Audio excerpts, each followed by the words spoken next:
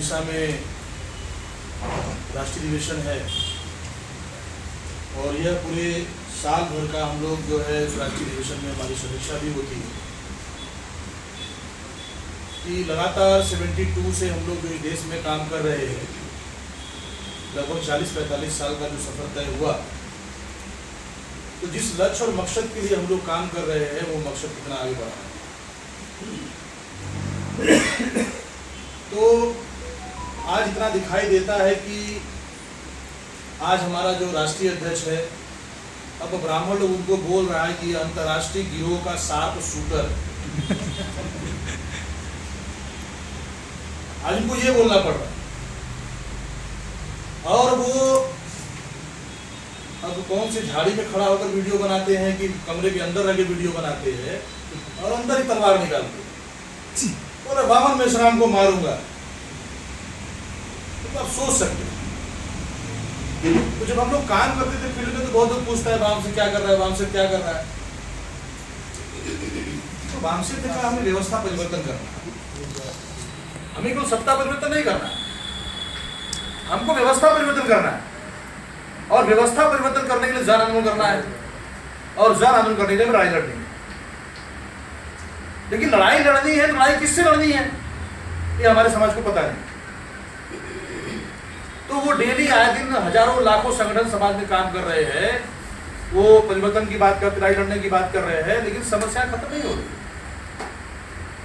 लेकिन वामसेक के द्वारा जो टारगेट बनाया गया, जो लक्ष्य बनाया गया, जो रास्ता तैयार किया गया, और आज जो लड़ाई हम लड़ रहे हैं, तो जो लोग इस देश में समस्या पैदा कर रहे थे, जो बिल में छुपे थे, जब एससी की पिटाई करना है तो आदिवासी को साथ में लेते थे, आदिवासी की पिटाई करना है तो एससी को साथ में लेते थे, अगर आदिवासी एससी दोनों की पिटाई करवाना है तो ओबीसी को साथ में लेते थे, अगर एससी एसटी ओबीसी तीनों की पिटाई करवाना है तो कहते देखो ये मुसलमान जो है बहुत आगे बढ़ रहा है, तो हिंदू मुस्लिम, ये जो टेक्निक उन लोगों ने अपनाया था अभी सभी को समझ में आ गया।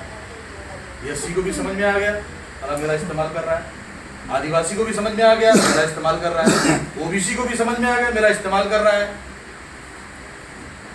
और इस देश के अंदर केवल अल्पसंख्यक के नाम पर जो मुस्लिम है, सिख है, ईसाई है, लिंगायत है, जैन है, बुद्धिस्ट है, इन सभी लोगों को ये बातें समझ में आ गई कि ये हमारा इस्तेमाल करके और खुद जो 3.5% जिसकी संख्या है वो हमारे सर पर बैठकर हमारे सारे अधिकार छीन रहा है। अभी समझ में आ गया, तो बड़े पैमाने पर जो है अब वो खुलकर सामने आ गए। क्यों आ गए? हिंदू मुस्लिम करने के लिए कोई मिल ही नहीं रहा, क्योंकि वो मरने से बहुत डरते हैं। अगर उनको पता चल जाए कि वहां उनको मार पड़ने वाली है, वो जाएंगे। तो इस वजह से ये जो सारा खुलासा हो गया है, ये इतना आसानी से नहीं हो गया। इसके लिए लगातार लोगों ने अपना बुद्धि, पैसा, समय, श्रम, हुनर, जान, जवानी सब कुछ लगाया। हमारे इस आंदोलन में कई साथी शहीद भी हुए, उसकी भी बहुत सारी लिस्ट है हमारे संगठन में, जिन्होंने आंदोलन को चलाते हुए अपनी शहादत दी। तो आज ये आंदोलन जिस स्टेज में पहुंच गया है कि अब दुश्मन खुलकर सामने आ गया। लेकिन आप देख रहे होंगे जैसे जैसे हमारी जागृति बढ़ रही है, दुश्मन प्रतिक्रिया कर रहा है।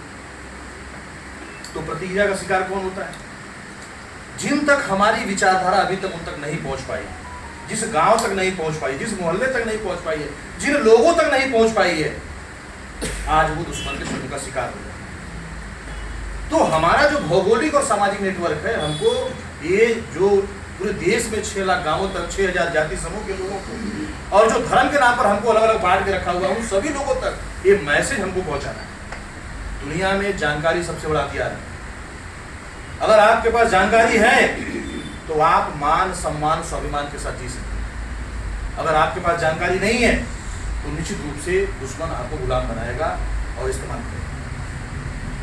इस रांची में आज हम लोग एससी, एसटी, ओबीसी, माइनॉरिटी के सभी सामाजिक समूह के लोग बैठकर समाज के लिए चिंतन कर रहे हैं, मान, सम्मान, स्वाभिमान से अपने अधिकारों के लिए चर्चा कर रहे हैं। लेकिन इसी रांची में जब मैं यहाँ आया तो इसी रांची में मैंने आरएसएस की मीटिंग को जब जानकारी किया, तो आरएसएस की मीटिंग ने प्लान बनाया कि झारखंड के अंदर हमको लव जिहाद, यानी लव जिहाद यानी अलग अलग धार्मिक लड़का लड़की जो शादी करता है उसको मुद्दे उठाना है। लैंड जिहाद यानी जमीन का जो मुद्दा है उसको उठाना है, और आदिवासी को आपस में लाने के लिए डिलिस्टिंग का मुद्दा उठाना है, और हिंदू मुस्लिम का मुद्दा उठाना है। ऐसे मुद्दों उन्होंने स्पॉट किए हुए हैं और उन मुद्दों पर वो दिन रात काम कर रहे झारखंड के अंदर।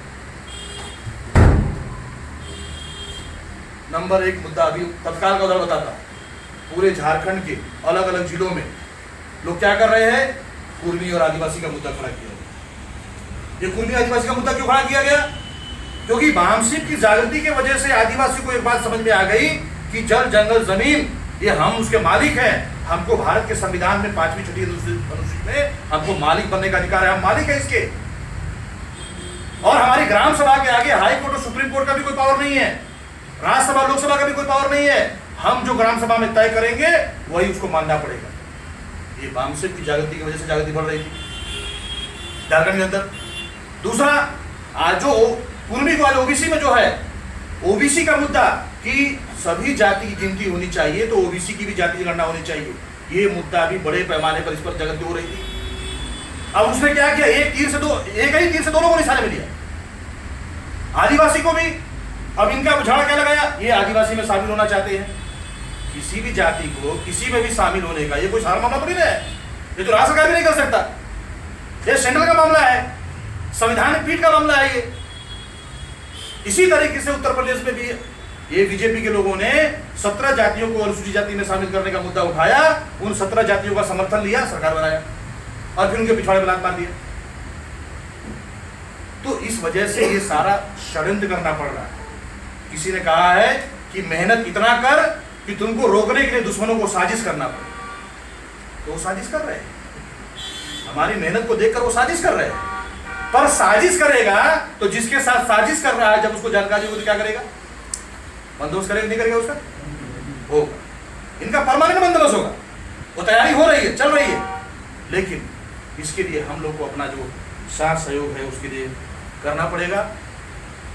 ये लोग बोलता है धर्म के नाम पर कि अगर ऐसा ऐसा करोगे तो तुम्हारा स्वर्ग में सीट पक्का हो जाएगा, तुमको स्वर्ग में जगह मिल जाएगा, बोलता है ना। अभी मरने के बाद स्वर्ग में जगह मिलेगी नहीं मिलेगी मुझे नहीं पता, लेकिन मैं ये कहता हूं कि अगर ये वाम से भारत मुक्ति मोर्चा राष्ट्रीय आदिवासी एकता परिषद की विचारधारा, जो हमारे मूल निवासी बहुजन महापुरुषों की विचारधारा है, बुद्ध की है, फूले की है, कबीर की है, बिरसा मुंडा की है, सिद्धू कानू की है, फातिमा शेख की है, सावित्रीबाई फूले की, ये जो मूल निवासी बहुजन विचारधारा है, अगर ये विचारधारा आपने जन जन तक लोग देश के अंदर पहुंचा दिया तो आप मान सम्मान स्वाभिमान से जिंदा रहते हुए जी सकते हो, इसी गारंटी है। तो इसलिए मैं कहना चाहता हूं कि भारत के संविधान में हमको मालिक बनने का, राजा बनने का अधिकार है। हमको संविधान की ताकत को और अपने संगठित शक्ति की ताकत को बचाना हो और संगठित शक्ति का निर्माण करना हो। तो अभी मैं ज़्यादा बातें नहीं रखना चाहता। अभी जो हमारा अधिवेशन है, राष्ट्रीय अधिवेशन है, तो राष्ट्रीय अधिवेशन में आपको 2 चीज़ें एकदम टारगेट बना काम करना होगा। एक, हमको आंदोलन के लिए निधि निकालना होगा समाज से। दूसरा, हमको ज़्यादा से ज़्यादा डेलीगेशन, जिसको आप लगातार प्रयास कर रहे हो फिर भी वो नहीं समझ रहा है, नहीं जा रहा है, उसको इतना ही बोलना, चलो भाई चलो घूमने चलते, क्योंकि घूमने के हमारे लोग बहुत शौकीन होते हैं। तो अगर उनको ऐसा भी बोल के अगर वो 5 दिन अधिवेशन अटेंड किया तो निश्चित रूप से उसके विचार में परिवर्तन होगा। क्यों होगा? क्योंकि जहां लाखों लोग वहां इकट्ठा होकर एक ही बातें, समाज को आजाद करने की, समाज के अधिकार की बातें कर रहे हैं, और इसमें कोई ऐसा नहीं कि अनपढ़ लोग हैं, पढ़े लिखे लोग, doctor, engineer, professor, IAS, PCS, ये सारे लोग बुद्धिजीवी वर्ग के लोग आकर वहां पर समाज में परिवर्तन की ट्राई कर रहे हैं और बातें कर रहे हैं। और एक अनपढ़ से अनपढ़ व्यक्ति भी मंच से आपको बातें करते हुए दिखाई देगा। आप उसको जान नहीं सकते ये अनपढ़ है, लेकिन उसकी बातें जब सुनेंगे आपको तो आपको लगेगा यार ये तो विद्वान आदमी। तो वामसिक में ट्रेनिंग की वजह से इतनी जागृति होती है। तो इस वजह से उस अधिवेशन में जाना है। आपके दिमाग में जो भी सवाल होंगे वो सवाल का जवाब आपको मिलता है वहाँ पे। फिर समाज में कोई आपके सामने सवाल करके जा नहीं सकता, आप जवाब देने लायक हो जाएंगे। आज दुश्मन क्यों हावी है हमारे ऊपर? क्योंकि हम उसके सवाल का जवाब नहीं दे पाते, हम उसके तर्क का जवाब नहीं दे पाते।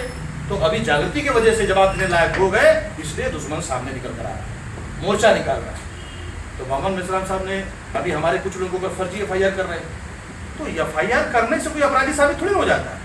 अरे एफआईआर होने के बाद भी उसको कोर्ट में सबूत के साथ सिद्ध करना पड़ता है, तब जजमेंट होता है, तब वो अपराधी माना जाता है। तो वो लोग डरा रहे, वो डराना चाहते हैं। तो हमारे लोग तो डरने वाले हैं नहीं, हमारे लोग तो डरने वाले हैं नहीं। अगर डरते तो भीमा कोरेगांव लड़ाई कैसे लड़ते? कहाँ 30,000 की फौज, कहाँ 500 लोग हैं, उनके पास कितने हथियार, और हमारे 500 लोगों ने उनको पूरा बंदोबस्त कर दिया। तो ऐसे लोगों की हम लोग के अंदर खून है, ऐसे लोगों का हम लोग का विरासत है, वो विरासत को हम लोग को पहचानना है और इस देश से परमानेंट सॉल्यूशन 2030 तक के टारगेट पे हम लोग काम कर रहे हैं। 2030 तक इसमें से कोई भी अभी मरने वाला नहीं, सब जिंदा रहने वाले, ठीक है। तो 2030 तक का हमको पेशेंस रख के ये काम निरंतर करते रहना होगा और जिम्मेदारी से करते रहना होगा। करेंगे, सराय है हम लोग के बीच में।